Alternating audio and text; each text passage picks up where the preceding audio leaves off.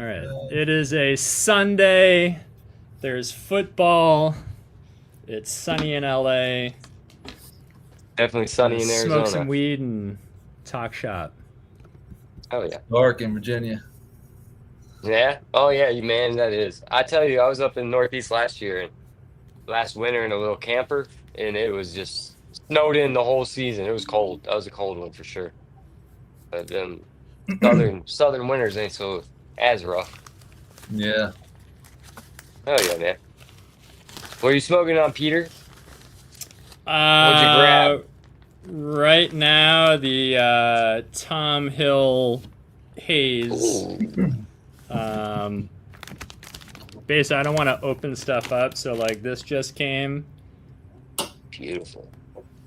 which Hold on, we got is Oh, Helen's melons. Nice. well, I don't know. I asked him which one it was because he has, unless there, Two. no, there's only one. Yeah, It it's might be either crossed to each other. potentially. Anyway, he didn't answer yet, but I was gonna smoke that, but then my wife and kids are all coming home tonight, and I'm like trying to clean stuff up and not have more shit open. Yeah, So that's anyway, fun. I've been sorting seeds all day and I don't know, cleaning up, and it's like so I don't get yelled at when my wife comes home at I was 11 gonna at say, night. yeah, you cleaning up your The mess. How long have they been the gone? main Comfortable amount. well, they've been gone a couple weeks. I got back last week. I don't even know when I got back. I think a week ago. When you're in Um, Hawaii, are you able to smoke or are you just like kind of dry at that point? I do heavy doses of edibles and mushrooms. There you go. Are they local So mushrooms? I always wondered no, about the no. I mycology bring of Hawaii. them from here. Enough said. Well, And yeah, man. I didn't. I know a lot of people in chat probably know Yellow Skunk Farms from the Adelong. I took a little social media break for a little bit, so I was kind of late on that one, and so I was just kind of introduced to your setup within the last month, and lessons learned in what was the lesson you learned about ginormous long flowering sativas in your environment? In my Ja- environment? yeah. Yeah. I learned a lesson, all right. That's for In sure. retrospect, what would you have done differently? Not done it. did Put it did outside. yeah. Put it out where it yeah, belongs. outside, right? Yes. Take the So roof off the building. how many weeks did you go? Oh, God. 10, 11-ish? 11, 12? I'd have to look. I think 12. I think we went And you were 12. saying that was the first time in kind of your oasis of an ecosystem you have down in your basement. Well, that was only the second run. I mean, the thing hasn't even been running a year yet. So, I mean, this is only the fourth, time I've actually had cannabis in the grow. So it was all new. The land race came in second, I think. It was definitely the biggest plant we've had in there so far. But I had to top it like 10 times. I had to bend it. I had to do everything, there was, and it still didn't finish. Still didn't take it as far as it should have went. But I just ran out of time. I just, everything else went, 7, 8 weeks. And, here it is, 12, 13. Well, I'm just like, I got to get other stuff in here, I got things to do. Oh, for sure. What where'd you get the idea of doing something that extensive? Oh man, that's the idea has been in my head a while actually, but as far as bringing it indoors and doing like cannabis in it, just maybe 20, not a couple years ago, like I didn't think cannabis could actually be grown like this, in a high humidity area and I don't know, the way I had never grown cannabis before. 2020 pretty much changed everything for me. COVID hit, got scared, wasn't going to be able to get your medicine, decided to learn how to grow. Virginia's just coming online, so I can do it legally now. So we, just jumped on YouTube and started learning, and ended up here. But basically, most of that was through Peter's platform. Most of that comes through Peter's Cannabis Project, and just a different variety of growers that he was having on, and not just growers. He was bringing on people that talking about farming, like natural farming. And then I found the Brian and Marco show, and then I found Marco, and they just pushed a lot of natural farming. Found Leighton and then I saw the video on him and Peter in the backyard with Leighton doing the Horizon backyard. Yeah. Oh, I went fucking nuts with that shit, dude. I mean, I don't do that, but I've always been intrigued by it. It influenced a lot of people. It did. And even Marco, Marco told me, that same video you watched, I did the same. He was like, I did pretty much the same thing you did. I watched it again, and then I went outside and I just tried to duplicate it, the best that I could. But I was also using different types of clay, different types of sand, silt. I had access to the stuff here on my property. So once I started listening to Leighton and learning about aquaponics, so I'd known about aquaponics for quite a while before all of this, because I've had fish tanks pretty much my whole life. So I've had aquariums, I've had saltwater, freshwater. I helped my grandfather build an outdoor koi pond back in 2003. So the koi pond out here, is like 23, 22 years old now. So it's still going, we still maintain it. I've been maintaining that since my granddad passed away in 2015. Me and my wife moved in. We bought the place, actually, and then moved in. And, it's been a journey ever since there. I live on a freshwater reservoir. So that's where the idea and where I have access. So I live in the tidewater region of Virginia. So I'm in the middle of nothing but rivers, creeks, streams, all dumping into the Chesapeake Bay. So I have just nothing but sand, silt, clay. The land around here is very loamy, very good.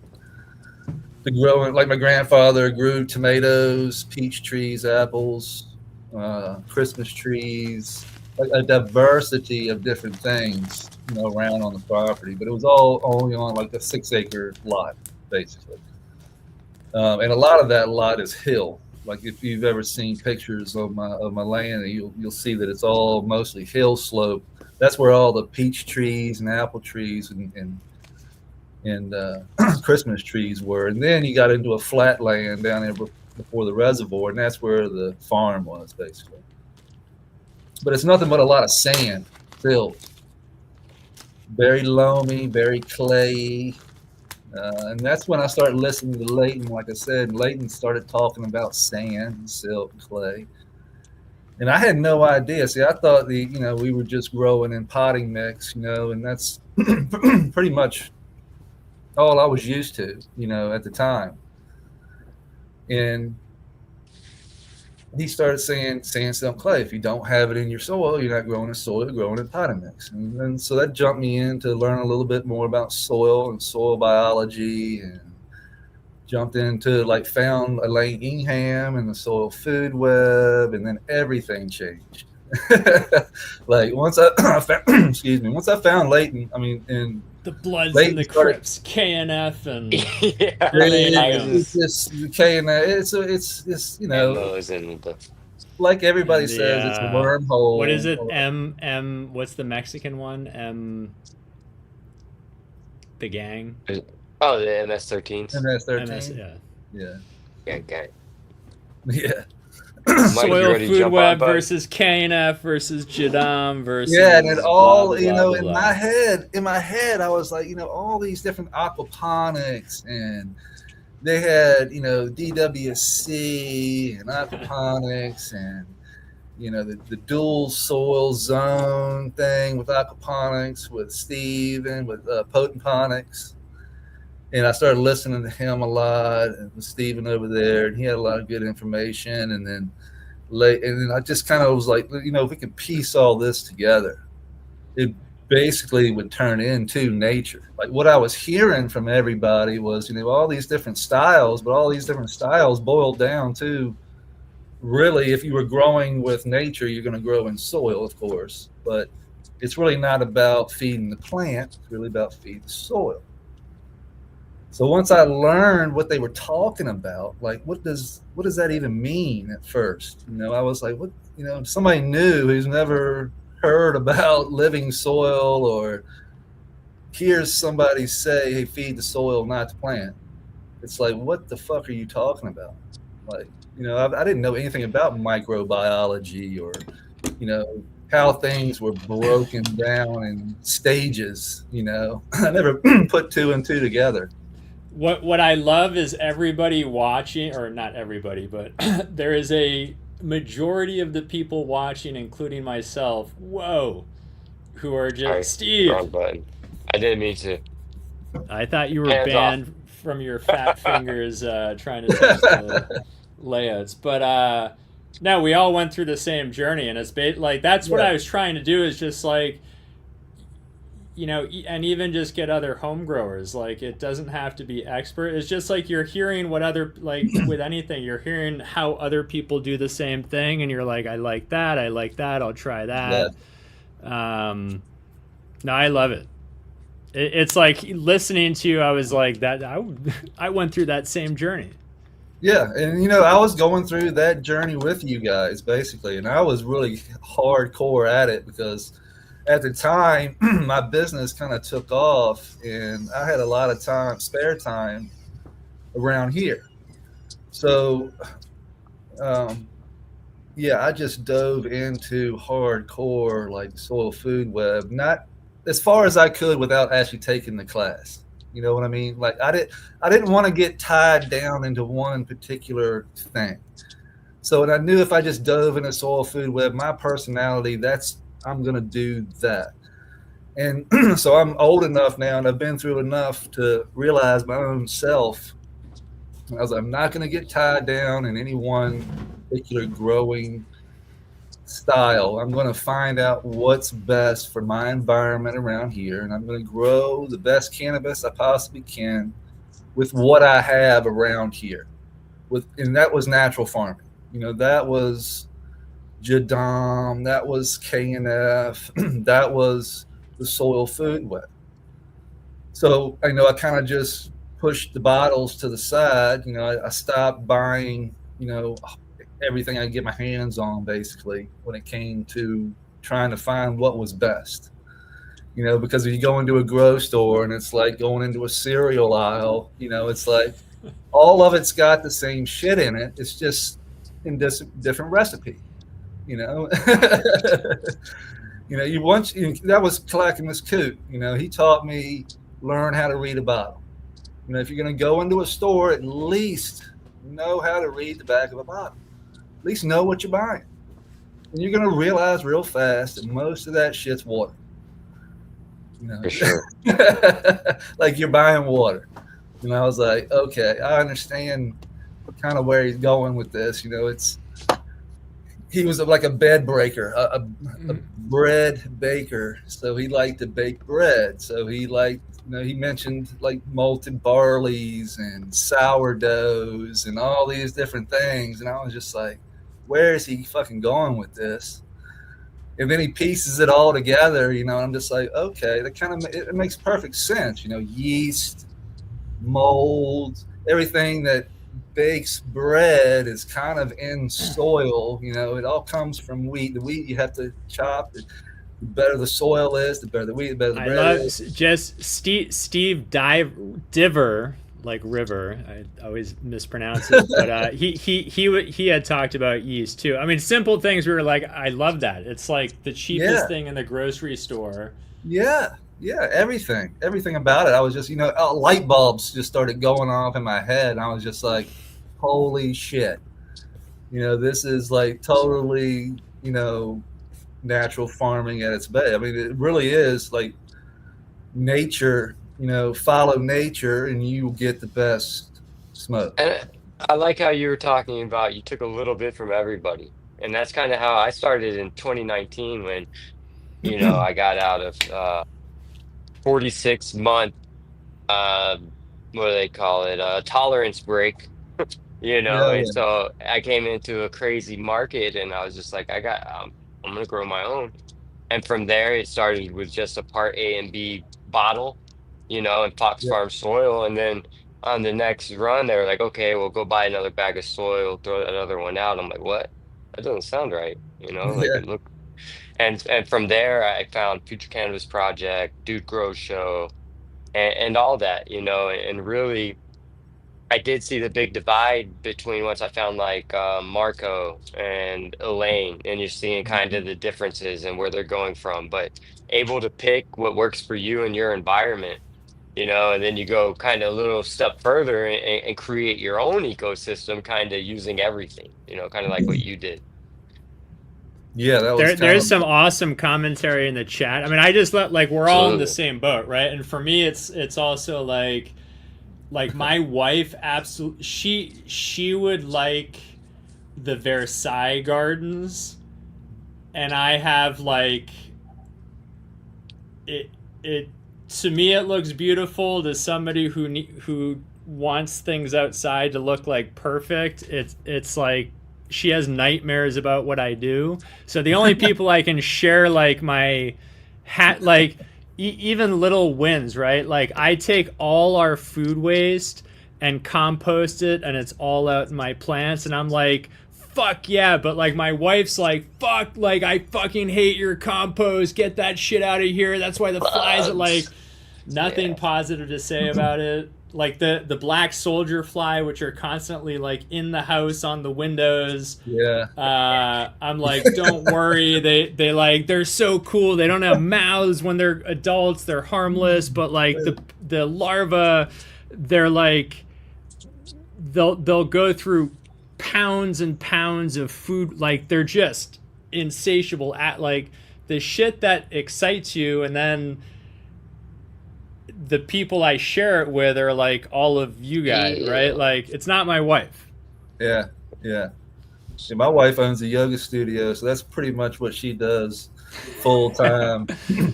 I'm not into yoga all that much. I mean, I do it here at home by myself, but I'm not into going to a studio and like getting down with everybody else. But yeah, it's just yeah, to each his own, I guess. Everything I have is out in the garage, so I'm rarely, not in here or not out there. So I like to I mean, pump it's cool, CO2. we can do it as little as a studio apartment where you can only fit a tent and a bed, and we could make our own little Zen garden, and Yeah, I've had people ask me, could I do this in an apartment? I'm like, no, absolutely not. yeah, not Not not in to an that apartment. level. This thing weighs like more than I could even calculate. I couldn't imagine what it weighs. This is on a slab of concrete out in an old garage. My grandfather, I was actually concerned about the concrete because it's like 1940s concrete. My Oh wow. grandfather poured it in like 46, like when the house was built. So, I was even like, but I knew I had good foundation like under the concrete. It's all just red clay is all it is. So Now, how old is the system? it's coming up on 1 year since I turned it on. Yeah, January 17th, actually, the 17th will be. I turned it on and left it on. So I had turned it on back in December, but it took me almost a month to dial it in. So I was constantly cutting it on, cutting it off, cutting it on, cutting it off, sucking everything out, trying it again. So I did that 7 different times before I actually figured it out, like what actually was happening and why it kept flooding. Because that's what the biggest problem was at the beginning is that it was flooding. So So, it's built to flood though, so that's a good thing. But I couldn't figure out why it was putting so so what are much. the dynamics like? What are the cogs and the wheels and everything? How does your system run? What it all is incorporated? So it's just a one pump system. So the pump, everything is built by hand. Everything is done. Like I said, I built. Let's go from the bottom up. All right, it's easy from the bottom up. So it's a sandbox. I just took 4 boards, put some 4x4s in the corners, screwed them together, and made a sandbox and put pond liner in it. All right, overlapped it. All right, so the box is actually about 5 inches in height, almost 6 inches in height. And then the pond liner goes in. Okay, so that's my foundation, so to speak. That's not the pond, that's the foundation. That's where the reservoir is going to be in my horizontal system. Okay, so the bottom layer then goes rock. So when you put, I use pea gravel, so that's all I use. Some people use a bigger rock, but at this point the floor is my bedrock. Okay, so Okay. concrete floor is the bedrock, then pea gravel. So I fill the bottom up with pea gravel, and then I fill that up with sand, silt, and clay that I got down from the reservoir. Now this sand, silt, and clay that I brought up from the reservoir, I did that over time, and I laid it out in my driveway and cooked it and let the sun cook it. Because when you bring it up, it's funky. It's like a swamp. So it smells bad. It's got bad biology. That's kind of where it's coming from, is the edge of a creek that's leading into a reservoir. So it's packed full of organic matter on top. You stick a shovel down in it. It's real wet. And it's like a suction cup, and there's like 4 inches of organic matter, built up leaves and shit on top, and then you get underneath of that, and there's just sand and silt and clay all underneath it, and they're all in layers. You can see these layers, and all that is, if you think about it, it's just broken down organic matter. So the lower you go, what was on top is now on bottom. Okay, so what's down here is broken down organic matter. Okay, so it's just been decomposed to the point where it's into a silt and clay and sand and whatever, and that organic matter, that brown, black organic matter that kind of stinks. That's what we got to get up and get out of there. So we need to bring that up, spread it out on the driveway, let the sun cook it out. I left it out there for about a month. So after the month, it completely changes. So now it's completely sand and silt and clay and organic matter, just in powder form, basically. And it doesn't smell. It's changed colors. It smells good to the smell. Were you letting it get rained on? Yep. Okay, so it was like rinsing it off almost. Yep. It was just completely out, and then the sun was beating it. It got rained on. It was out in like 95. It was the middle of summer. So I let that sit out. Virginia summers are hot. Oh yeah, it was on asphalt too, so it was black asphalt. Oh yeah. That's So the temperature was up Stuff there. got cooked. You throw a skillet on that thing, cook an egg for sure. So you can actually go into my Instagram and scroll way down in my Instagram page and see updates on how I built it from step by step, pretty much. But you got to scroll through and take the time to look. You got to go all the way back to like day 53 or 54 or something like that. I'm on day 700 and something now. So Where did you get your fish and turtles from? Florida. My wife's family lives down there. My in-laws live down there, and a guy breeds them down there. And it's a peninsula cooter and a slider peninsula cooter, and a river cooter slider. Cooters make me laugh. Yeah, and they're both of them are farm raised. I got them when they were tiny little babies. So they're cool. Did you just find the turtle? Huh?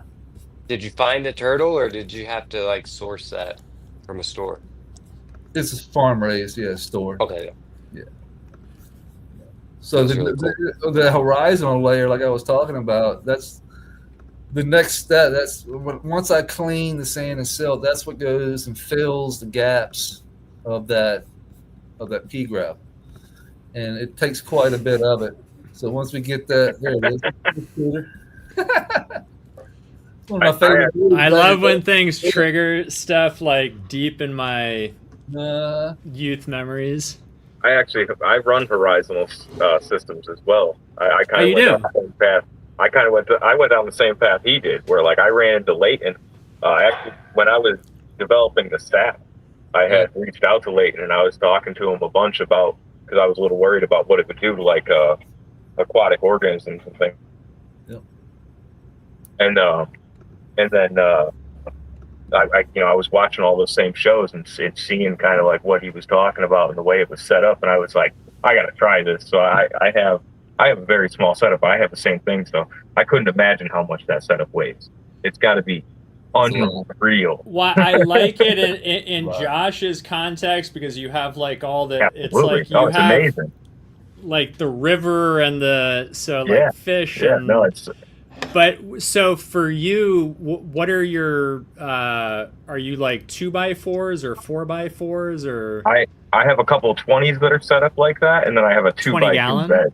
Yeah, and then I have a 2x2 bed that's also set up in the same way. And they've been horizontal for a couple years. Yeah. And so, what's your like assessment a couple years into the process? The ability for everything to just run and not have to you're not tailoring anything. It does its own thing. So I like with he's got like the fish and everything, feeding everything, and like everything's breaking down the way that like I would imagine like 3 years on, you're probably not even gonna have to touch that thing. Yeah, that's the plan. It's amazing to watch it. It's actually happening a lot faster than I thought. I don't doubt that at all. Yeah, because of what did you choose for cover crops? Just natural stuff, whatever was in there. Yeah, everything that's in there except for those lucky bamboo in the creek. But everything else is just was in there, in the mulch, in the sand, and the silt, and the clay that's down by the creek, down by the reservoir. So it's just stuff that naturally sprouted, and you just let it go. Yep. That's really cool. Oh, and the diachondra grass, I did plant a little diachondra grass too. That's creeping over into the pond. Other than that, everything else, like the elephant ears, the grasses, all the creek grass running around, all of that, elephant ear, all that's just natural. I knew that that's what would do well because that's where I was bringing it from. So if I was going to take that stuff and actually do what I was planning on doing with it, it should take off, and I should give some light to it. It just goes crazy, because it's coming from down there, like where it's all undercover, it's just big, tall oak trees. So it doesn't get a whole lot of light down where I was bringing it up from. So once you bring it into a system where you throw light on it, and stuff goes crazy. I mean, like I'm cutting grass like constantly.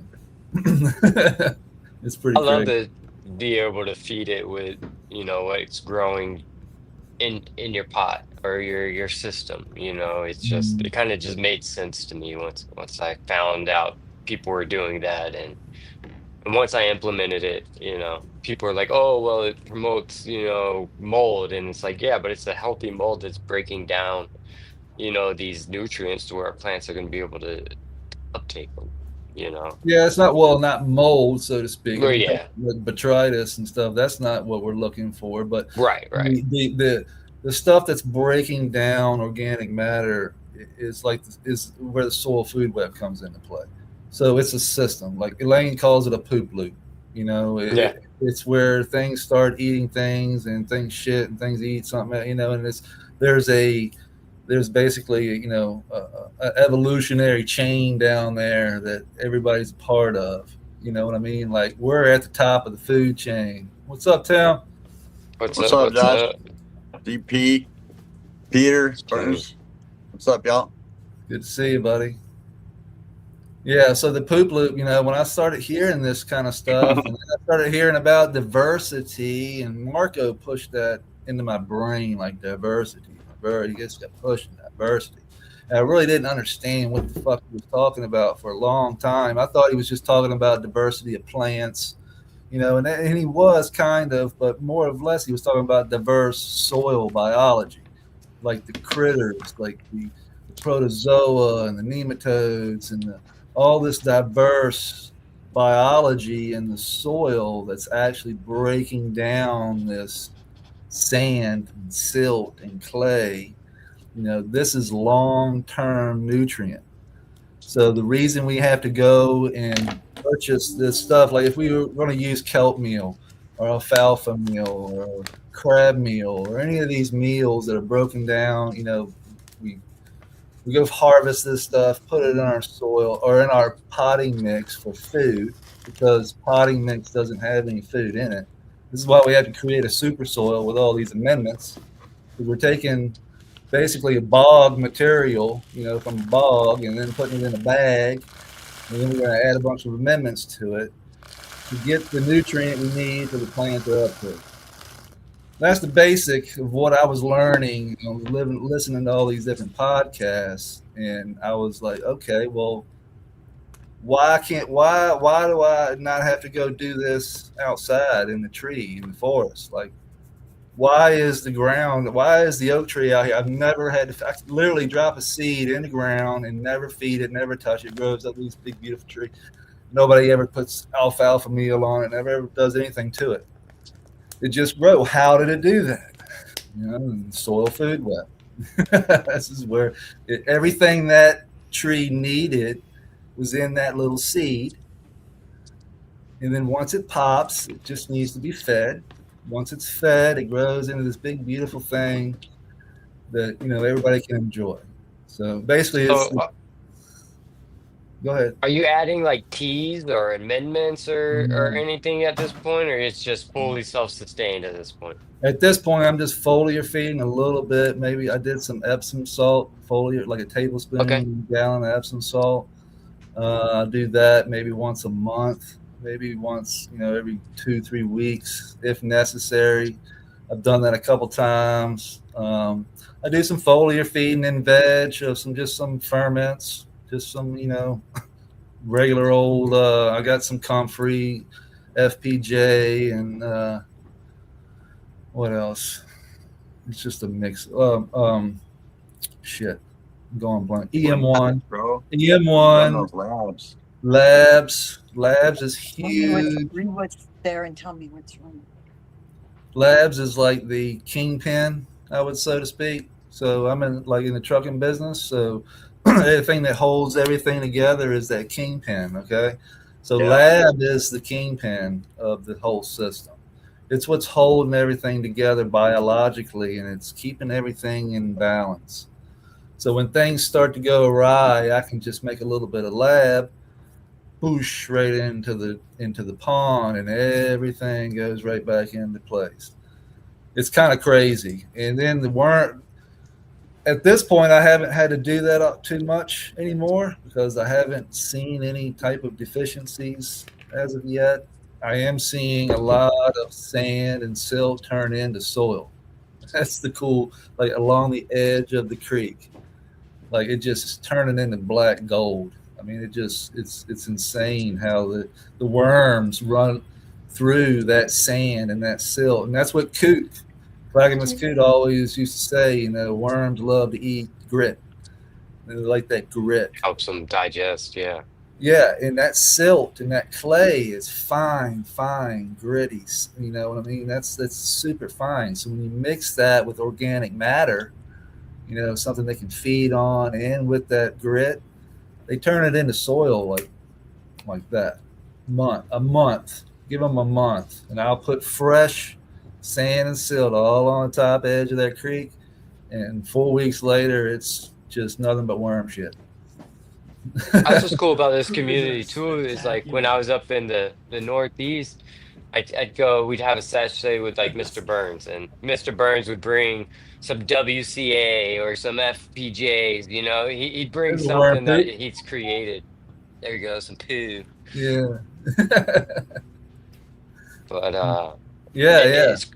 It's cool when people catch on and start making their own. And then he came up with the sap, and That stuff's great. It's just the soap nut. He extracts all the saponin from it, and it Mhm. creates this wonderful product. So Yeah, it's cool where people go with the information that's yeah, been brought to us. yeah. And then I was concerned with bugs. What am I going to do about bugs? And then I started. Everything had a solution. I was like, wait a minute, everything has a solution. I keep running it. All right, I have a problem. Let me go research it. Boom, there's a solution. Had a problem. All right, everything I kept coming up with not to do this, kept finding a solution to go ahead and fucking do Right. it. Because anything Amazing. I was going to run into as a problem, I now had contacts, and I had people who could lead me in the right direction. You know what I mean? So I wasn't alone, so to speak. So I wasn't too scared to jump on and show it. Actually do it for the first time, show the build, show it completely all the way through, and then try and actually grow good, high quality smoke. In the grow.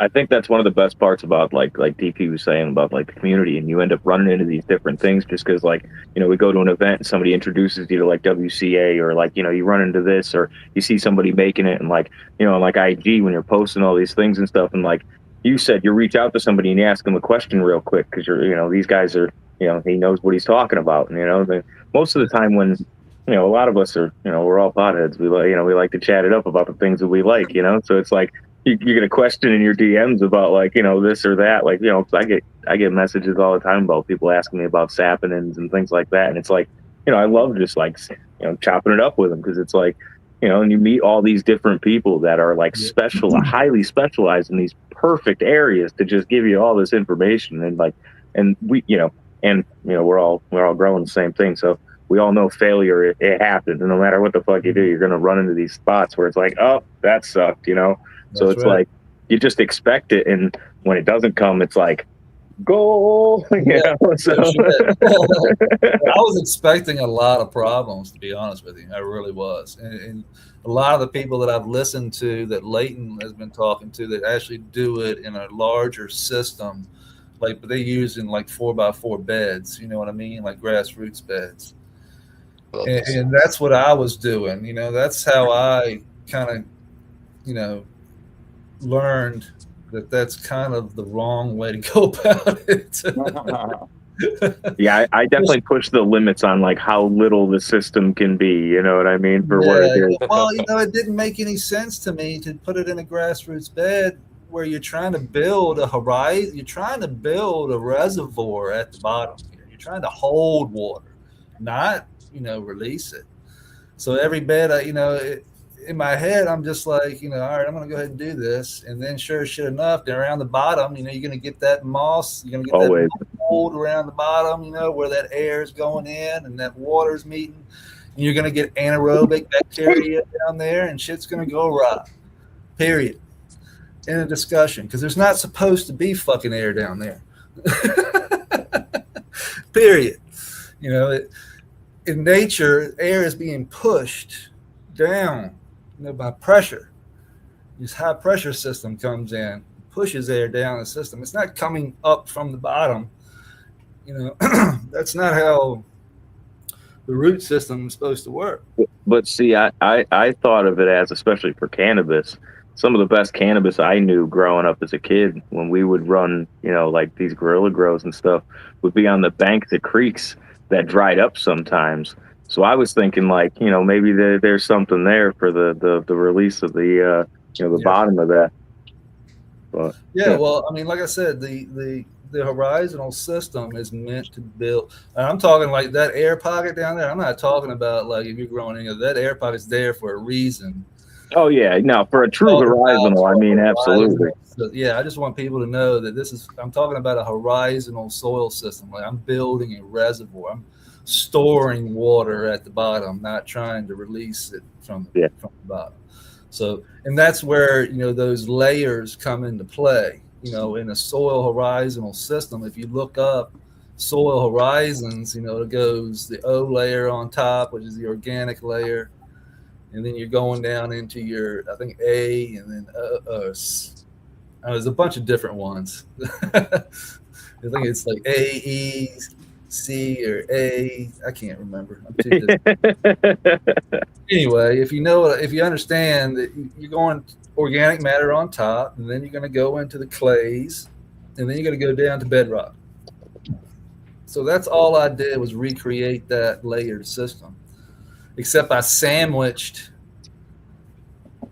super soil basically where the soil was supposed to go, in the system. I just put super soil in there, and then I put organic matter on top of that. But then I also added sand, silt, clay that was in the creek, all right, and I extended that sand and silt and clay that was in the creek on up into the soil.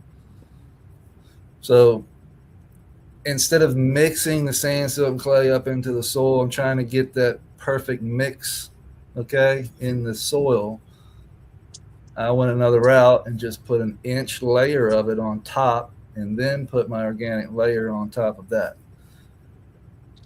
The worms and everything distributed all that and turned all that sand, silt, and clay into organic matter quickly, and distributed it into that top layer of my soil. And that's what the plants have been feeding off of, for the last 4 runs, basically. The first run was the super soil, but everybody knows the super soil usually will get you 1 run, before if you're lucky, if you got a good one. If you're not amending during flower, or you got to amend, on your next run, you're going to have to amend that super soil again, because all the amendments have been eaten up by the biology, and all the nutrients have been uptaken by the plant. So now you have to replenish. So I'm doing the same thing, but I'm replenishing with sand, silt, and clay on the edge of the creek, and then letting biology do the rest. So that sand, silt, and clay has all the nutrients we need for life, for a thriving ecosystem, it's got all the nutrients we need for the plant. It's got everything. It just has to be broken down to the form where it can be uptaken by the plant. I think the coolest thing that you've come up with, Josh, that really stands out for me, because it's an aquaponics system-ish regenerative system like this, is the algae. The algae is phenomenal. The way it's feeding the turtles and the fish and the snails and the fucking shrimp, and it's catching the shit. And then you're stewarding that. You're stewarding all of that moss and algae out of there and laying it into the soil, which brings all that biology with it. And it's like when you lift up the Pure pads, and there's just a whole bunch of these little suckers running around under there. That's another thing, is the Pure pad. When you bring that over there and you put all that biology from the creek in there, lay it right on. It's absolutely phenomenal, bro. It goes crazy. You can see that the biology gets inside the bag. You can actually almost see the bag moving. I can move just a little bit of mulch off the top of the soil, and it's just like the soil is just moving.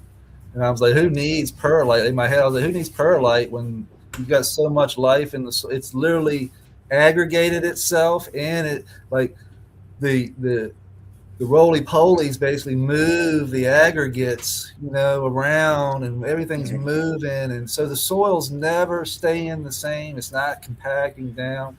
I don't have to water because all the moisture is just being wicked up from the creek. So there's no compaction through the system. The way you've set it up. Now I understand. I've been watching since you're 4x4, right?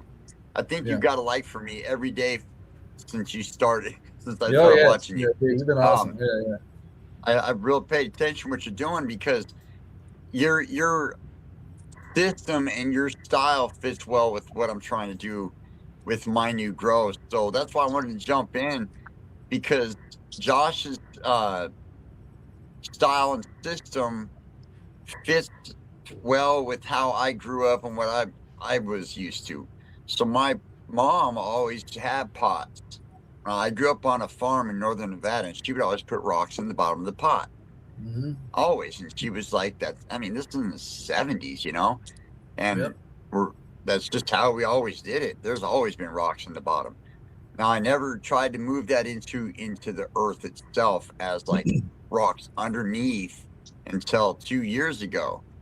And I was already watching Josh at the time, just starting to watch him in his 4x4, and I'd seen the Tom's Backyard video, and on FDP I'd met Peter at the Soil Life Summit, and I was starting to get going on this thing, and I dug holes in the ground and I put rocks at the bottom of the holes that were in the ground, just hoping to keep any sort of overwatering to have a place to get into the soil that's underneath and slowly sink in, because the soil in Vegas is so hard and bleachy and compacted, hard to soak in. And watching you, the way you were setting your system up, well, I didn't just go with the old way we did growing up on the farm. I kind of went with the way you were doing your shit. I put down the rocks and big boulders. I followed you exactly, man. And then I put down pea gravel. Remember, we dug a giant pit. It's about 12 feet wide by 22 feet, 12 by 22 rectangle is 2 feet plus deep. And we put 6 inches of boulders that we collected from nature. And then we collected pea gravel from nature. And then we went and we had to purchase the sand because I couldn't really find something in my area that would have worked well for us, because it was all too fine here in Vegas. It was almost silt sand, So then I put that sand down, and then we brought in the natural soil, and then we put the mulch on top. I mean, it was just that horizontal soil system, just using the stuff we gathered in nature. And the same thing as yours. I did plant some zinnias and some stuff Peter sent me and stuff. OK Calyx sent me, it's the community support stuff in my garden for sure. Plus, I transplanted some of my stuff from my mother's house because she has some old family heirloom stuff going on, and but otherwise everything else that came up was just the seeds that came from the wild, and so I just let those little plants be there and let it all grow, and it's been one season, and I set the whole thing up in preparation if we decide to go ahead and go for it, that I can follow your system. But I would have to have a double pump system with a double waterfall and a double river because of the size of my system. But the whole thing was set up already on an elevated slope to where we could run it just like you did. We set the whole thing up in plans for that. We don't have enough soil to fill the whole pit like you've probably seen by now, but we're getting there. Oh yeah, so thank you, Josh. Yeah, man. Thank you. Dude. I love what you're doing over there, dude. I support anything that you've got going on over there. So Hey, look, I just wanted to apologize for sending you those seeds. Who, me? Yeah. Oh, yeah. You heard me say the other day I wouldn't. Yeah. Yeah, I'm watching. No, I greatly appreciate it. No, it was a great experience, actually, dude. I wouldn't have changed it for the world. Yeah, I saw you learn. I was joking around when I said I wouldn't have done it. No, I would have done it. I love doing it, but that damn thing definitely. You saw, you put it outside. Man, I'd have had to cut the roof off and gotten, pretty much a ladder to get to the top of that thing if I had let it go. That thing and the width, 14 feet wide. Mine was 14 feet wide. And I think yours would have been the same size outside, just a giant. Yeah, the whole bed's only 9 feet wide here, so, But yeah, it was a good time. That was the first land race I've ever done. So that was fun. The horizontal system, though, the only thing I would do different and would advise against is the logs at the bottom. If in a system like what I got going on, like indoors, like outdoors, you're probably fine. Indoors, I would advise against the wood because the wood's going to break down into organic matter and probably going to get down into your reservoir area and cause problems. Going to go anaerobic. Probably in about 2 years. Oh, you're saying for something that does have kind of a reservoir, as the horizontal, The whole point of the horizontal system is to make sure that the soil does not enter the water. Like you got to keep the soil from getting to the broken down point, okay? Because you got to remember this stuff over time, when you put it in there, okay, on top of that sand, you got to think like there are a lot of biology. There's a lot of shit going on. A lot of things going to be Right. breaking down over the course of a year, even 2 years, 3 years. I saw at the 2 year mark, things were going to shit. And the reason was because the biology that I was putting in there is breaking down everything. The organic matter is getting down into the reservoir and turning everything anaerobic. Anaerobic, The yeah. roots are going into anaerobic thing. I'm getting fungal disease. I'm getting brown spots. I'm getting spots on my leaves. I'm getting shit everywhere. I'm like, what the fuck is going on? And then I'm listening to Leighton on a couple of different podcasts, and I hear one of the guys telling me, like, yeah, he's having the same problem. He's getting these brown spots on his leaves, and it's because the roots are getting down into this certain layer. And over time, I think that, in my opinion, how Leighton was doing it is kind of off base. I'm not saying it's wrong. I'm just saying that him trying to get a balance of mix, like the perfect mixture of sand and silt and clay in the soil is like impossible. Like nature does that on its own. It takes thousands and thousands of years doing it and getting the mixture perfectly, and then expecting the biology to break it down into a system that mimics nature. Well, it's not layered properly, first of all. You know what I mean? Everything's getting broken down in a succession. So the bottom is breaking down faster and going down into that reservoir and going anaerobic, giving us problems. So how do I fix that? I fix that by building a huge layer of I think it's the A horizon, the sand layer. Everybody builds that sand. Can't be just sand. Okay, you can't just go to Lowe's and buy a bag of sand and throw that sand down and then put soil on top.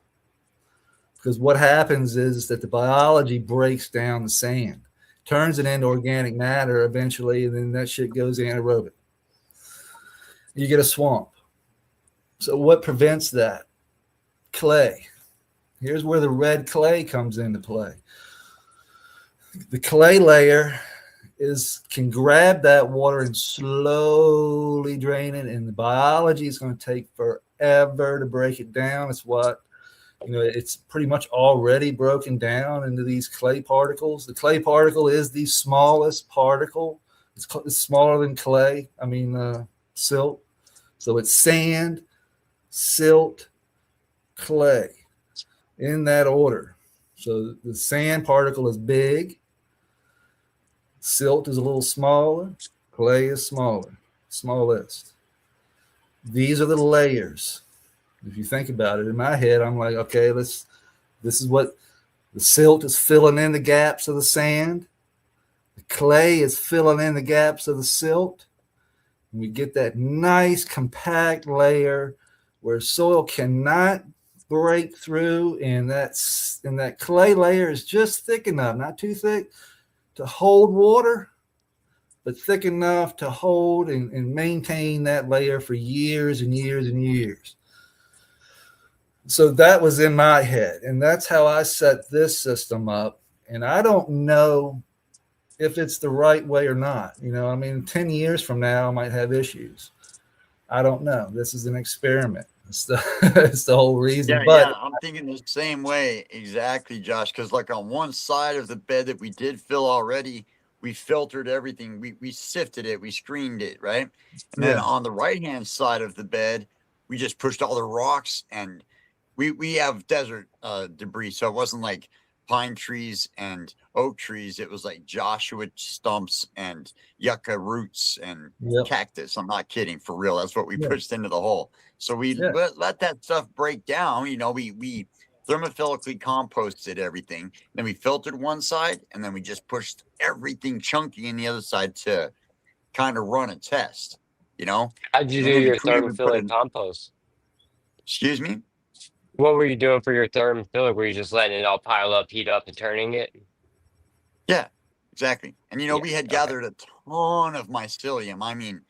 Solid white mass is bigger than my head. So we had Like, oh, and that's another thing that if anybody out there has access to that type of that level of mycelial growth, because I can find it in gigantic chunks out here.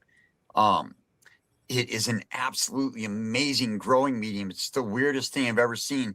I can put a seed in just soil or soil with a super soil or right in this pure white mycelium, just the seed itself as a start, and it will outperform everything else by triple and continue to go. And if I want to get a large pot full of mycelium and see how far I can run this, but it was the exponential growth was so crazy that even the final plant gave me more flower. So I think it might be something to look into. Yeah, I was in the actual grow shop the other day, and I bought one of those exhales bags, those mycelium bags that put off CO2. Yeah. Really? Yeah, you can basically buy a bag. I don't know if you don't know, it's called Exhale, and it's just a CO2 bag you can hang up in your grow room, and it puts off CO2 for your plants.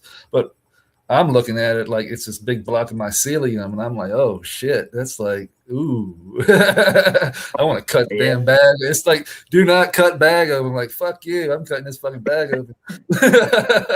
I'm getting at that mycelium. As soon as this thing, like I see like water like building up around it, so it's kind of starting to off gas some CO2 now. But the hole just ain't big enough, and it's like, do not cut hole or do not remove pouch because it contaminate your mycelium. And I was like, well, screw it. I don't care if it gets contaminated or not. I'm going to end up putting that mycelium right in the bed. You know what I mean? I'm going to take that. You've been watching Kevin, right? You've been watching Kevin, OK Calix. Yeah. That's where I got the whole idea from, is I saw Kevin go out and by the felled tree. Like the tree has fallen and it's been there for decades and the lightning got it. And then all of a sudden underneath that tree, and the tree was larger around than a man's chest. It was a pretty good sized tree. There was just this massive, I mean, we could have taken a whole truck of pure white out of there. It was crazy. Yeah. Oh, yeah. Oak trees around here. We got oak around here. So the big oak. Oh, I don't have any oak. Yeah, we got big oak. So that's where I go to grab my like IMO. Like if I'm going to bury some rice, I'm going to go out to the oak tree and find a nice spot. I usually get good results around the oak tree. And I can just dig up some of that mycelium around the oak tree and bring it in, put it in the bed. It's just as simple as taking it and putting it in there. Most of the time, there's nothing at my stage. Like I'm not fearful of putting like a handful of natural soil that I went outside and got from the earth. You know what I mean? From around an oak tree and pulled out a hand of mycelium and soil and roots and just stick it right in the bed. I'm not concerned one bit about getting a fungal disease or any type of disease. That doesn't concern me at all. Like a lot of people are telling me, "Oh, don't do that, don't do that." No, that's exactly what in your bed, bro. You got more life in your bed than I swear. The more you zoom in, like if you could go past your level that you can zoom in on your camera, the closer you get, the more shit you're gonna see. It's crazy, dude. You have the most alive soul I've ever seen. So much so that if it was a commercial facility, they'd be panicking and their plants would be having to get eaten because they can't steward that many plants. Anybody professional would probably come in here and go, "Oh my God, get the damn hose." Get the hose. It's amazing, bro. It's amazing. I think that the dairy cows and the locals are breeding, because I'm seeing one that kind of looks like a little bit in between the two. Yeah, I got some really cool looking like light tan ones. They're like tan, and then they've got some that are like tan and kind of like a little polka dots on them. I've never seen. Those are the crosses. Those are the crosses right there. I think those are like the little crosses that I'm seeing. And I've got like, dude, like they look almost like springtails. They're that tiny, but they're actually like little baby freaking not robies, what am I trying to say? Roly-polies. Like the little roly isopods. Yeah. Dude, they're so small. And I was like, I didn't know freaking isopods got that small. And they look just like isopods, though, man. I had to literally zoom in. We're so close with my phone. And I was like, try and see it, because that's what I got to do to see the springtails and the mites and stuff. I just zoom in with my phone. And I'm like, what the fuck is that? And I was like, I ain't never seen that before. And damn if it doesn't look exactly like isopods, but they're tiny, tiny. Like, I didn't think they got that small. But I don't know what they are. They might not be isopods. It might be something else. Like I said, somebody asked me what's in there. I had no fucking idea what's in there. I couldn't tell you. Yeah, me neither. I didn't inoculate my garden with bugs. I didn't purchase anything from MI Beneficials or anything. I went ahead and just like gathered stuff from nature, and whatever came in is in there. And I'm lacking, and I know that. That's why I'm this week grabbing a couple of tubs of soil from my old cannabis garden that's just teeming with all that life, and using that as an inoculant for the soil I'm building, so I can get some more life in there. Yeah, I highly recommend doing the beneficials, like buying beneficial insects, putting it in there in a system like what I got, a must. Like everything I can do to benefit the biology is what I'm going to do. So I bought springtails. I brought, the multi-pack from my beneficials, so to speak. So I got rove beetle springtails. We got the nematodes. We've got, what else? Beneficial mites. Beneficial mites. Yeah, we did the beneficial Did mites. you do any Bavaria We got Bacillus subtilis. Yeah, we got Bacillus subtilis, trichoderma. I got both of those, Bakashi earthworms. EM1. Got that. It's Bavaria Bassiana. I don't have that. Yeah, there you go. Where can I get a good source for Bavaria Bassiana? Because I have the trichoderma, I have the Bacillus subtilis, and I have, my labs and all that stuff going, but I need the Bavaria Since you're in Vegas, you can do I just go collect outside. Arabico or something like that. How do you get that from outside? Oh, I just collect IMOs from outside. I'm saying IMOs, yeah. I don't really. Bavaria is good because it'll actually. I've seen it at work. Like it'll take those soft-shelled insects, and you can see the fucking fungus growing out of them. It's awesome. Yeah, they turn into zombies and shit. It's crazy. It is fairly expensive though. But I don't know when I got it 2 years ago. I haven't incorporated into this yet, but once I rob a couple banks and get everything paid off, I'll be well. good. I just gave Brandon Russ $60 to send me some Bacillus subtilis and trichoderma. He's got it. Yeah. I think he's got some. That's So, where I got that from. And it pays off, right? Because remember what I lost this year? I lost to a pathogen. I lost my biggest plant, Ananya, to a pathogen. I'm pretty sure a lot of people had problems with that this year. I think Northeast had really bad blight problems. Yeah, really bad blight this year.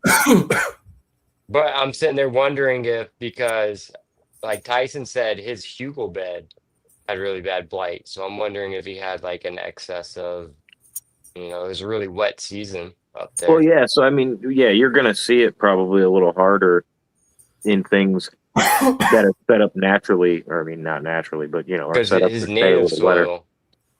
Yeah. Josh got hammered, man. Josh got really hit, man. He lost all his outdoor plants because he was trying to grow some outdoor shit this year like he usually does, and this year it just fucking hit him. I'm literally about to spark some of Tyson's weed right now. Everything. Nice. Which one? Got hammered. So hey guys, I'm gonna have to jump off. I got stuff I gotta get done. I just wanted to jump on and give props to Josh for helping with our horizontal soil system. Thank you, Tim. Appreciate you, buddy. Thanks for coming on, man. Right on, y'all. Have a great evening. You too. What was it, Mike? Some sour. Sour D. Was it the not so sour? I actually just rolled up one of the not so too, but no, that one is not so.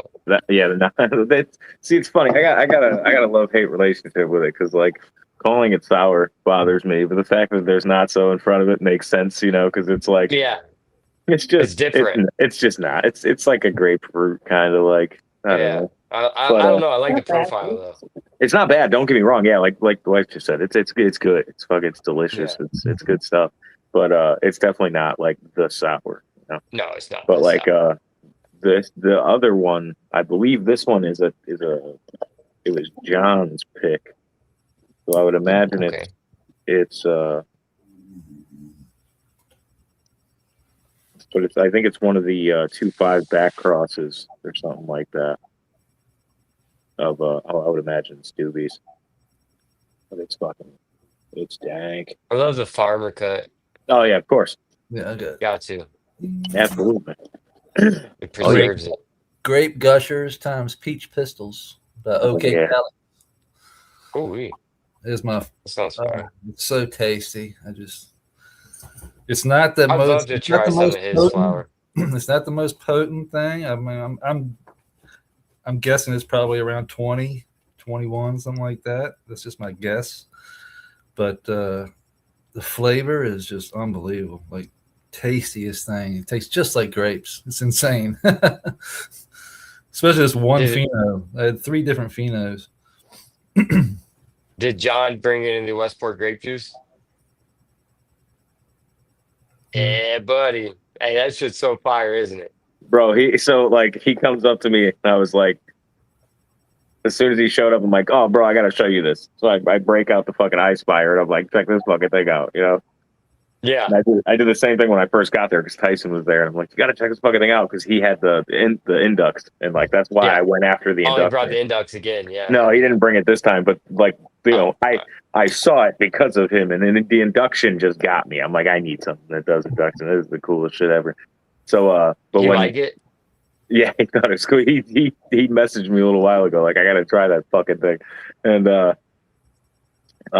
but yeah, John shows up and he's like going to fuck with some shit. And he's like, you got a tool? So I hand him my dab tool and he just starts like whipping jars, you know. And then he comes over to me after and he gives me a dab and then he comes over and he's like, here's your tool back. It's a little dirty. It's got like fucking half a gram of like the Westport's grape juice on it. Like fucking, I'm like, yeah, I won't complain about this, John. Thank you. I just grabbed one of my jars and put it in. Like, dude, that Westport's grape juice is so fucking stupid. That is like it is insane. Like but he had some like the Donnie burger I think he had with it too, and I mixed the 2 of them up on like in the jar. It is absolutely insane, dude.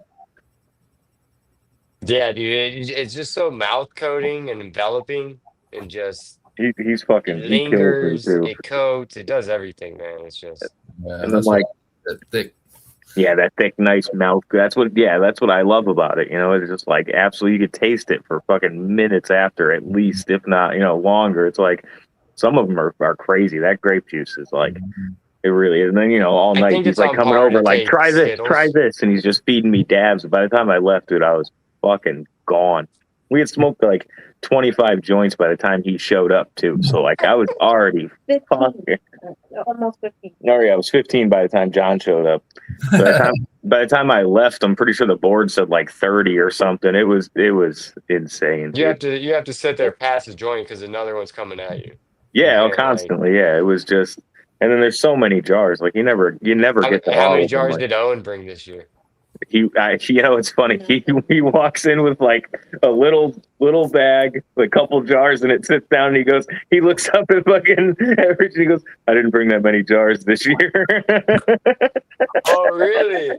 Usually he's bringing like 3 boxes. Oh yeah, I was surprised, dude. I was surprised. That's funny. What did he bring? He had that TK times 15. And dude, like that one, like I popped that That's what we were talking jar about earlier. Yeah, dude, I popped that jar and was like, holy shit, dude, that's fuel like I haven't smelled in a long time. And fucking, yeah, and then he pops out, hands me that clone. I was like, what? That's dope. Oh, yeah. Yeah, dude. That's a meat breath one time. Meat breath is. Man, that shit was thick and nasty. Dude, it's like meat breath is one of those ones that's like it sits on you, dude.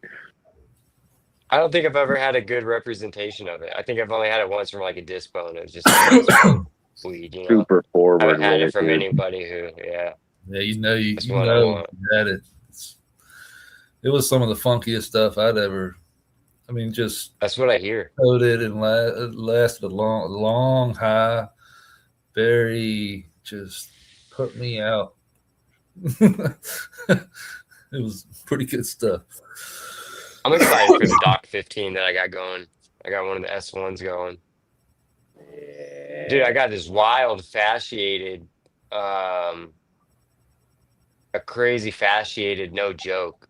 The two lower limbs on it are fasciated, and like I was the just gonna growth ask is the just whole plant. insane, dude. The nose are like it's like a 7-node spot. It just it's crazy, dude. You It's see wild. wild shit from them. Sometimes they completely grow out of it, and like they'll fucking Yeah, then all of a sudden they'll like this start one's growing not for perfectly sure. fine. But if it keeps going, that's funny. Got 7 layers. Taco terps. For sure. Oh yeah. I'm gonna go help some locals wash some hash here in the next couple weeks. I'm pretty stoked about that. They're building out their hash room now, so that's super dope. Hell yeah. It's cool meeting FCP members out in the wild, per se. I've been all over the Yeah. country and there's always somebody. Yeah, meeting so many people on like Instagram, so to speak, and on YouTube, and then getting able to get out and actually meet them in person is really cool. I'm not used to like, it's like I've never really did like social media. That's what I'm trying to say. Like I'm not a social media type person. So once I got my Instagram account and it kind of took off, and I was like, oh shit. I was like, am I ready for this? I took a good little break. I needed a break from it for a little bit, but I missed a lot of the people that I'd met through the years, you know. There's Yeah. good people out there for sure. So many good people out there. Yeah. And so many people like that are willing to give the information. You know what I mean? Like Yeah. that's the biggest thing, you know, like having people willing to come into the community with the information, with good information, especially like white paper information that's coming from the colleges and coming from the research, that what little there is. Hopefully we're going to get a little more than that. I guess that's a good thing. I don't know. Who knows? We'll find out. But Yeah, Christian, you'll see that in the lemongrass every once in a while. It'll pop up. It's pretty rare, but it does pop up. The fasciated. I've seen it once or twice. Yeah. This one's wild. I've had it. My buddy had it in his grow once before, and it was just one limb and it was thick. But this one is like, I gotta get rid of it because I just feel like once it starts to flower, it's gonna harbor. It's gonna be too tight knitted, you know. And most of the time, in my experience, the fasciated buds themselves, like if I see a plant do it, I'm kind of weary with it, just because if I start to see buds do it, I kind of like, because if you've ever really like seen them and grown them out fully and stuff, the fasciated buds never really seem to have as much resin as like their counterparts on the same plants, dude. Like if you get a plant that'll do it on one bud and not others, you know what I mean? At least in my fucking experience. But yeah, Christian's one of the other guys who has the lemongrass lo mein, and he said he's smoking some of it right now. somebody asked about the birdie skunk from Luna. That's one of my favorites, actually. Yeah, the Luna's great a shit. gushers She's and awesome. the birdie Yeah. is the birdie skunk is amazing. It's it came out too. It smokes just like it's very, I would say chili, not chili powder. I would say it came out, it smells like chili powder, but when you smoke it, it kind of smokes like you get a little bit of berry almost. You know what I mean? It's wild. Yeah, It's so got some dark spice incense to it. it's like a not incense, but like I would say a spicy smell. Yeah. But the fruit comes out on the smoke. No shit. It's really weird how that works, but it's one of my wife's favorite. The Great Gushers here by OK Calix. One of my favorites to smoke all day. Like I can just smoke it all day. It just tastes so good. Like I said, the high isn't like top of the line, but the taste and flavor, The experiences, smokability of it, like anybody other than me loves it. I'm just high tolerance, you know what I mean? Like, so I'm used to like the heavy shit, and that's what I like is the heavy shit. So if it ain't like a lot of heavy like I said, if it don't shut my eyes, you know, it's not very heavy to me anyway. But that's the kind of thing. That's what I smoke in the morning. Like I like the grape gushers in the morning. Very good. The birdie skunk is like in the afternoon type smoke.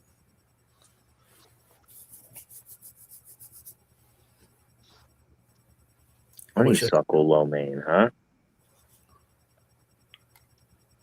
I don't think I've run into one of those in there. Oh dang! A what? He said his lemongrass is more of like a honeysuckle lo mein. Sounds nice. I don't think I've run into that one. Oh, the alpha skunk cheese. Let me think. Speaking of that, I got that fucking lemongrass has been fucking pretty forward in every single one of mine. That lemongrass is something pretty unique. I got a bunch of phenos going right now though, so I can't wait to fucking try a couple more. I mean, I've run a bunch of them, but I'm always down to try more phenos. How long does that go again? They're not too bad. Some of them they're about 9 to 10 weeks. Most of them. I've had them go a little bit longer. I ran a couple of them though. That original cut that I had, which is what I'm looking for, is like it's a long one. Like I think I took it. I think I took the one you and everybody else tried up at fucking January last year with like 14 weeks, I think. Like 13 weeks. Damn. I took it fucking far. But it still hits so goddamn hard on the turf. So like normally like those kind of like it would almost like fall off slightly if you took them that long, like from what I've seen the rest of them. But that one just it was happily going. I got that's kind of what I'm looking for, is a little bit of a longer one. This alpha skunk cheese here. I'm trying to find that big bud. I know that big bud's down in here somewhere. Or did I smoke it? I had the Massachusetts skunk once from somebody, and that shit was so fucking fire. Yeah, Mass Super Skunk is good shit. Yeah, the Mass Super Skunk, that's it, yeah. I mean, that shit was out of like 100 yards, that was the one. That shit's good shit. Fucking Frank. Of course, nobody ever keeps a fucking cut. Yeah, dude, you know, it's funny. I sat down later, as soon as Owen shows up last night, he sits down and shit. As soon as he gets comfy, he starts doing shit. Somebody said something. I can't remember who even fucking mentioned little lemongrass. Actually, I think it might have been him. He was like, "You bringing any of that lemongrass?" And I was like, "No." I was like, "I'm fucking pheno hunting through it right now and shit." And he's like, fucking that cut. You still have that cut from last year? I was like, no. Gotta find it again.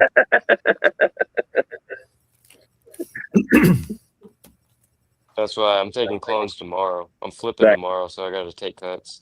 That cut was so fucking good. I'm really hoping I find something in this round that really, obviously hope it makes that shit look like nothing, but I don't know how that's even possible. That shit was insane. I got this Blue Jack City going, so I'm hoping it's close to that one that I fell in love with.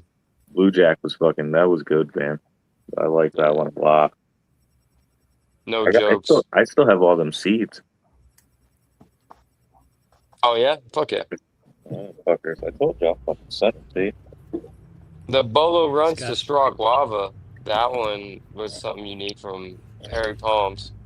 Yeah, I want to make more of those. Yes, we got the frost to it. What's the go time to it? I want to play with those, see how those turn out. Jimmy Toucan. Didn't even see you sneak in. How you doing? How you guys? We're talking all sorts of Jimmy T. sands, silts, clays, riverbeds. Yeah. The sides of the riverbed. The side of the riverbed, yes. Or where the creek comes in. Like every river will have little creeks coming down or coming out of the. Like if you go into a river, you go into it like a side, like a little side. Are you in front of your indoor grow? Are you near it? No, I don't have anything. Josh. Ooh. No, me, no. My lights are out. Okay. I was gonna give Jimmy Toucan the context of what we've been talking about, but actually I could pull up your Instagram. Yeah, just pull up my YouTube. I got YouTube too. This is, Oh, I didn't know you had YouTube. I gotta join that. yeah, this is the Birdie Skunk. Yeah, for real, I didn't know that shit was existed either.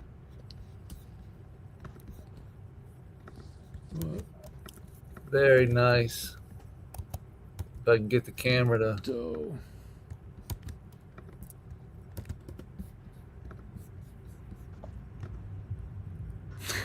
Look at that big bud. Keeps disappearing into the green foliage.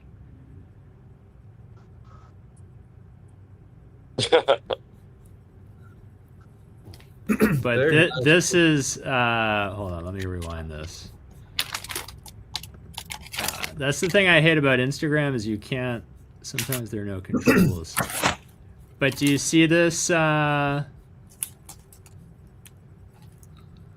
stay 7. Yeah, let's stay 7.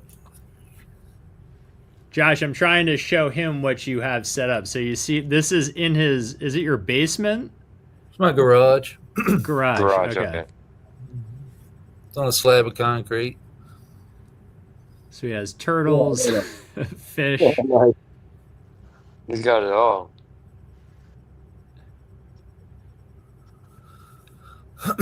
Yeah, it's a fucking project, all right. You should do that. Imagine if you had enough where you could swim in there with, if it was to a bigger scale where you could jump in with the turtles and the fish. Damn. You could do the fish pedicures, like stick their feet in there and. Well, I've looked at Eat all the the natural swimming pools. Basically Yeah, the those same are idea. cool. Plant whatever the hell you want. So yeah. So now you're giving me all these ideas, Peter. Pretty intense. I need something to put my feet in. I like Yeah. if you could have that indoor go through like the equivalent of like a doggy door. So you have like a little river going out of the house into the yard, and then it would come back and loop and come back in the house. Yeah. It'd be pretty badass. So by this time next year, if you can add that, that'd be amazing. Make your own living grotto. I gotta build a house this year, I hope. Who needs a house when you have that? Just move in there and leave my wife in here. Might have to. No, this is just the first. Like I said, this is the what do you call it? The experiment, but the shit. I'm going brain dead. I can't. First iteration. Yeah, it's the first generation. The trial and error part is, I think, pretty much over. I've gotten like it's almost a year old. Pretty much everything I've seen happen. It's going to happen. I know, like, I have a pretty good standard operating procedure every morning that I know I'm going to have to go through. Like, it's not a hands-off system by no means. Like, if you're not in there, it will fucking go crazy quick. Like, if it's dialed in, which it is, like right now the room's dialed in. So if I left for like 3 days and came back, it would be crazy. Like the creek would probably clog up with algae due to the light. So the string algae. Yeah. But Do you use like a SLF or anything like that? SLF 100? no, No, the EM1, right? Yeah, I'm sorry. That's what I was thinking of. yeah, the EM1 I use in the lab. So the EM1 is highly beneficial to pond water and the creek water, and along with the lab. So if you mix a tablespoon of EM1 and a tablespoon of lab, and about half a shooter glass, basically, of water, put it right in the pond, and it takes care of itself. It's that biology. It's got the purple non-sulfur bacteria. It's got the It's got the lactic acid bacteria. It's got a whole bunch of things I can't even pronounce. So So what do you do about the grass when it gets over? Do you just rip it out? yeah, you just rip it out. Okay. Yeah. The easiest way to get rid of like pests or like the moss or the overgrown algae or anything like that is with my hands. Like I'm not spraying anything to try and get any bugs out of the way. If I see a bug, I'm gonna get it. Like if I see a moth, I'll kill it. Yeah. I'm shaking my trees every day. I go through and I'm moving stuff every day. So when like a moth flies up, it usually will get caught up in a spider web, and that's where they end up staying and getting caught. And then I just got the praying mantis, so I've got baby praying mantises that should be growing up to be nice and big here in the next month or so. You'll definitely be doing some damage to the population. Flies and shit.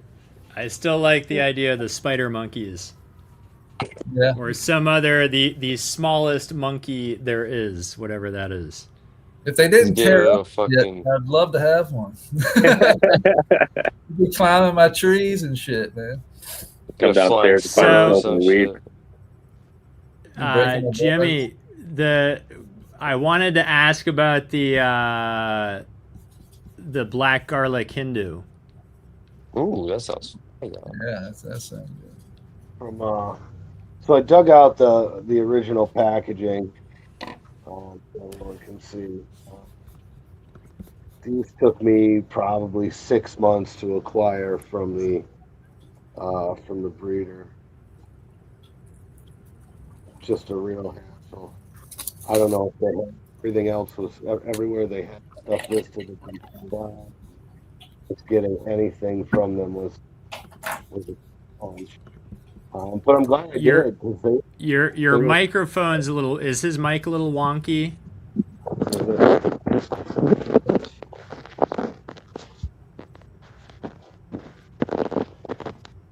It's a nice. I like the camera angle. Yeah, pants on. Give him credit. So, yeah, I ended up running them last year outdoors. They love the soil.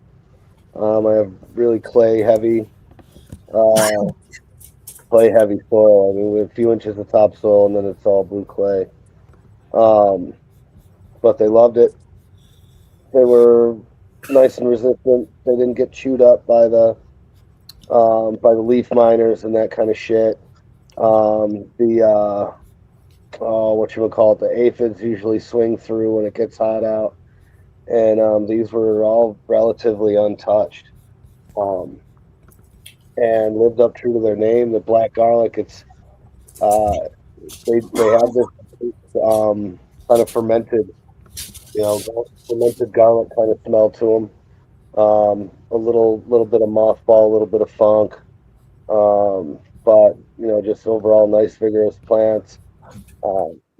Great for what I imagine is we'll check out as we test it out, though. It's just that it crosses really well and it passes on. It's a potent strain. It's got good resin. It's a little on the oily side, as opposed to being kind of dry and sandy. And so we'll see how it presses and things like that as we go on and start making some tighter selections on it. But I'm just really glad I read it. Glad we made more. Definitely something to check out, and we'll be looking at some outcrosses here over the winter and in the next year. So what it says here, the black garlic, Mendo black garlic originated as a landrace strain in the Kush mountain range of Afghanistan, brought to Mendocino in the late 80s, and just years of outdoor cultivation, selection, blah blah blah. So yeah, definitely. As far as being something you can run outside without getting mobbed, it's fucking winter. It's a winter, and we're hoping and expecting that some of that stuff is going to pass on to the offspring. Nice. Yeah, your audio is still a little wonky, but I could hear most of that. Kind of a shitty connection. I couldn't hear. Where is it from? This is from that was reproduced by Emerald Triangle heirloom seeds, and it's just it's a Hindu Kush. Hindu Kush kept in window for many years, I guess. Oh, shit. Yeah, real nice stuff though. I'm kind of I didn't have any big seedless plants of it this year. It was really making me look forward to next spring. So we'll get some. We'll get a few females in the ground and really let them fucking rock and roll. So it's not crossed to anything else. It's just that the black. Okay. Yep. Yeah, these are just the straight black garlic landrace they call it. And then we'll work on checking out the outcrops here through the winter and into next year. See how they perform outdoors. Really is the as a test, because that's a lot of people around here, and just more and more that it gets freed up a little for more people, that you're seeing a little more outdoor cultivation. So we got to make sure that they're worthy of being thrown outside without getting crushed. Oh, you know what? Sorry, the Patriots game is on right now. As it should have. It was sour diesel. Yeah, I'm hopefully Golden Coast Dave is gonna send me some garlic skunk pollen. So I was thinking of the things I'd want to hit that with.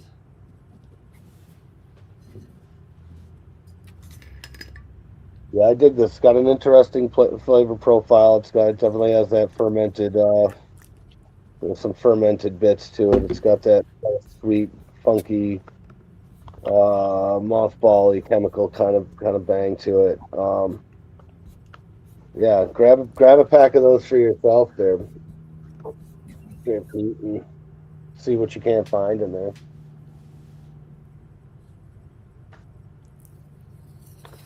And then all right, so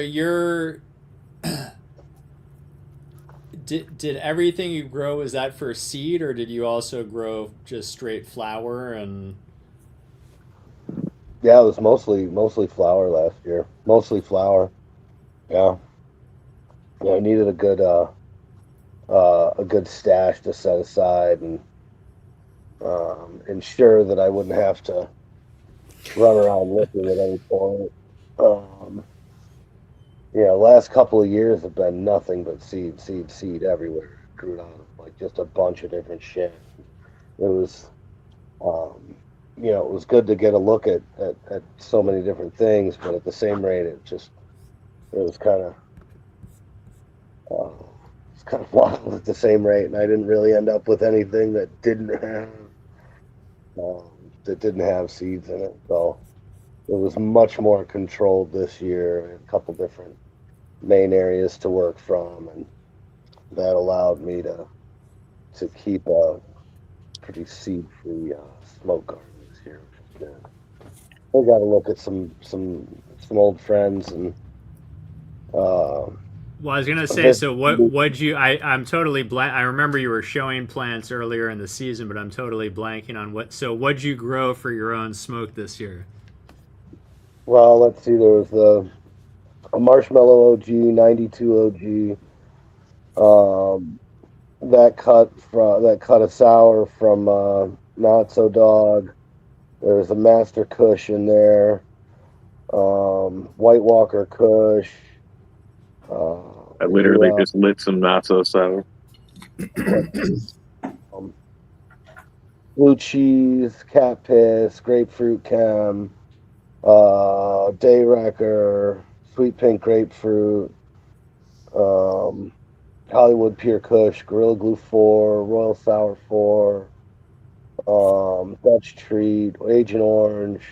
God damn. You got a list of Agent Orange, Romulan. What was that? Oh, It's Warlock. comprehensive. How the fuck do you ever choose what to smoke? I know. It'd take me longer to choose than it would to smoke. You know what I mean? I'd be standing in front of that table for like, fuck. No shit. Good problems to have. You know? Well, I gotta smoke one of each, I guess. One of each. That's awesome. Yeah, there's some good ones last year. Some that will repeat this year.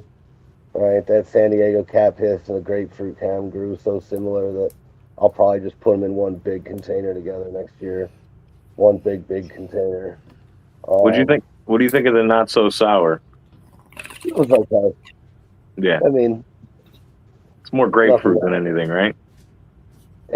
Well, that's what it's got, like a nice little, Like, there's some like a zing to it. nice little fucking jab, but like I prefer that grapefruit Camno. Like I prefer the ride, prefer the plant, just the whole fucking thing. It's so much better. So I'll probably run that next year. Run the Capis next year. There's a couple others that'll come back, and then. But yeah, no, it's nice to have variety. Nice to have variety. I'll just check out stuff to see if I want to work with it, or just to have a stash to throw in a jar. Warlock, I'll run that again next year, so I can have a seed this one. We seeded that with the black garlic Hindu. So there's a good amount of flour, but it's when it's all seeded up, it gets those all the jackets get left behind, and they taste like shit. And I really like the grass. You taste the grass, but you also taste the shit that really shouldn't be there. So I've got run that next year. I like your name for that. It's fucking rotten. It's good. I like that. Sour decent. Yeah. That's good shit right there. It is what it is. Whatever it is. Ramondre. Gotta at least try it out. So a friend of mine has like, you want to run that shit? I'm like, well, I can't speak on it if I've never tried it out myself. So I gave that one a ride. Gave Sam one. Well, it was nice to see him. It was nice to have him. Well, keep a few guys around. That'll be that. Some we got to give another shot, right? So. Well, I'm gonna go watch the Patriots game and eat pizza and drink wine with the neighbor at their house. I gotta get up out of here too and get the kids to bed and hang out with the wife. So. But we'll, yeah, I was trying to get Cam to Cabron the Cam to jump on with us, but he was, I think, driving home from work. But we'll do something again soon. Yeah, hit me up because I haven't chilled with Cam in a while, so that'd be good. Glad you're feeling better. I was, as I said, I think a couple weeks before you got sick, I got sick. That's brutal. It was brutal. We'll pass on that next time. I told him next time you got out with people, I'm just gonna wave as I drive by. Have fun. All right. Well, everyone have a good one. Peace out, everybody. Have a good night. Go Pats. Have a good night.